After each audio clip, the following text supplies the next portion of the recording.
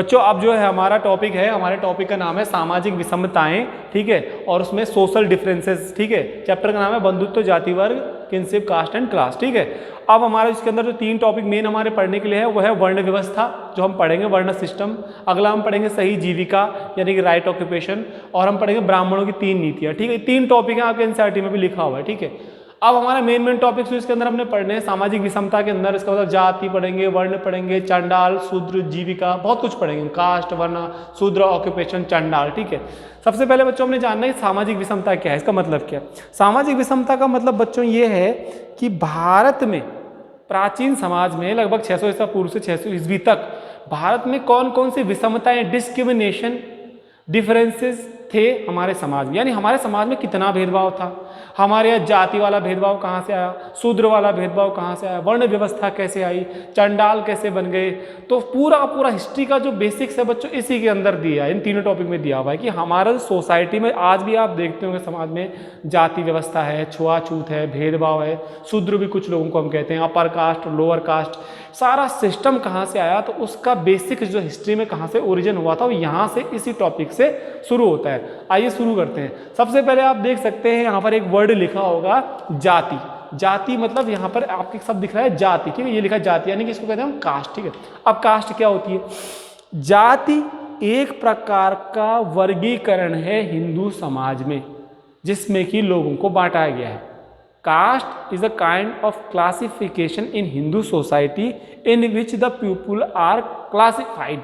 जाति क्या है? एक सामाजिक वर्गीकरण कहा गया है। सोशल, समाज में हमने लोगों को क्लासिफाई करने के लिए बांट दिया लोगों को, ठीक है, वो जाति है। मतलब कास्ट इज द पैटर्न या caste is the feature of Hindu society. जाति हिंदू समाज की एक विशेषता है, बस छोटे से में मैंने आपको बता दिया।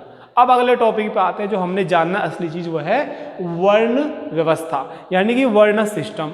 अब वर्ण व्यवस्था किसे कहते हैं, डेफिनेशन मैंने यहाँ पर लिखी हुई है। बच्चों आपने सुना होगा वर्ण व्यवस्था, अगर आपने ध्यान से सुना हो कभी तो वर्ण व्यवस्था क्या होती है?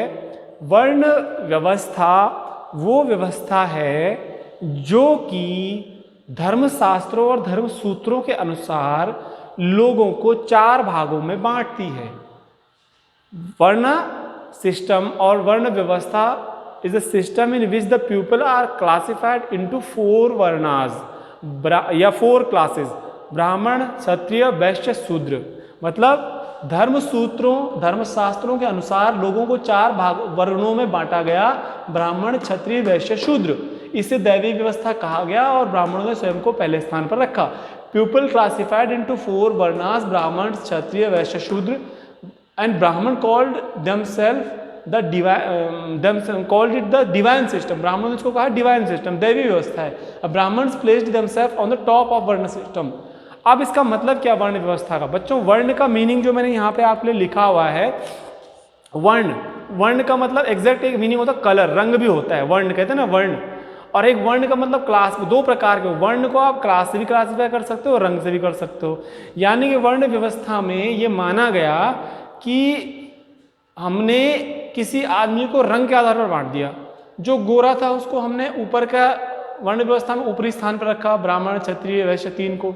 जिसका रंग हमने उस समय गलत देखा उसको हमने निचले स्थान पर रखा, शूद्र। ऐसा मान्यता है, ऐसा भी।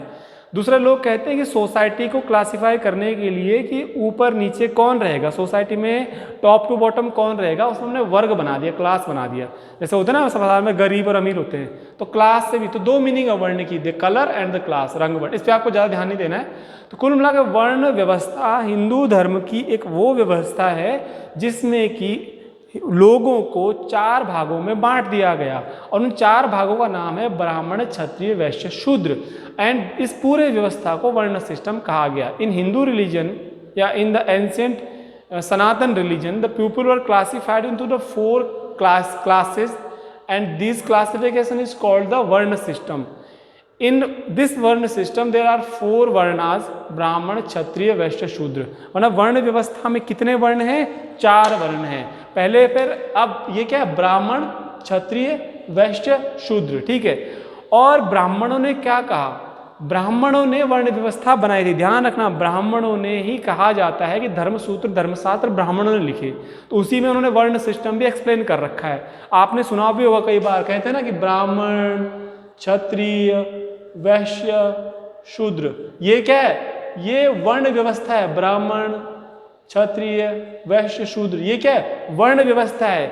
ब्राह्मणों ने क्या किया? वर्ण व्यवस्था में अपने आप को सबसे ऊपर रखा, टॉप पे रखा। ब्राह्मणों ने कहा कि हम श्रेष्ठ हैं और हम सबसे ऊपर हैं, तो ब्राह्मणों ने अपने आप को वर्ण व्यवस्था में सबसे ऊपर रखा, पहले नंबर पर। दूसरे स्थान पर क्षत्रियों को रखा गया, तीसरे स्थान पर वैश्यों को, लास्ट पर रखा गया शूद्रों को। ठीक है, अब इन शूद्रों के कामों की भी हम बात करेंगे कि किनको इन्होंने शूद्र कहा, किनको नहीं कहा। ठीक है, ये छोटा सा टॉपिक है। अब अगले टॉपिक में हम पढ़ेंगे राइट ऑक्यूपेशन।